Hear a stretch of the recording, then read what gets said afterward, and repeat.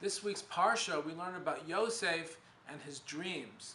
Joseph had a couple of dreams in the beginning of this week's Parsha, and both of them paint a narrative where he's the leader and his brothers are the followers, and he is leading in a very precise and compelling way. And his brothers are very dismissive, and not only that, they're filled with jealousy about his dreams, and they feel threatened. And it says in the Torah, "Vaikanu bo echav," his brothers were jealous, but aviv shamar es hadavar. But his father anticipated the outcome of his dreams. I think it's important to mention that Yosef perhaps was arguably one of the most successful people in history. He grew up in an observant home that was filled with faith towards God, the way his mother and father Yaakov and Rachel raised him. And unfortunately, at a young age, he was kidnapped and sold as a slave.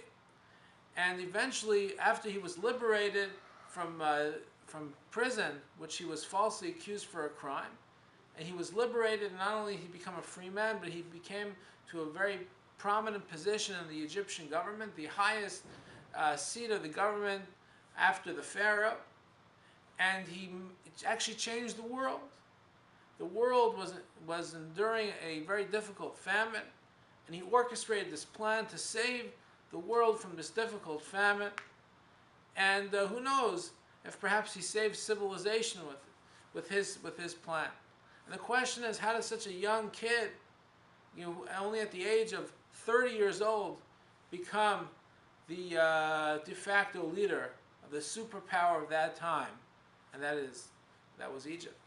And it's important to remember, of course, with the help of God, Yosef was a very successful person. But as with any success, it all starts with having a dream and having a vision. And then Yosef, at the very young age of 17, he was already dreaming big, dreaming grand things and awesome things that he would accomplish. And the people felt threatened around him. They said no, they started pouring cold water on his dream. And Yosef persevered and always believed that they would come true. Folks, we have to remember this in our lives, because many times we have dreams and we're told by people around us that's not realistic. Why don't you wake up and smell the coffee? We have to go ahead and think in this world what you can accomplish. And I think we must remember the lesson of Yosef.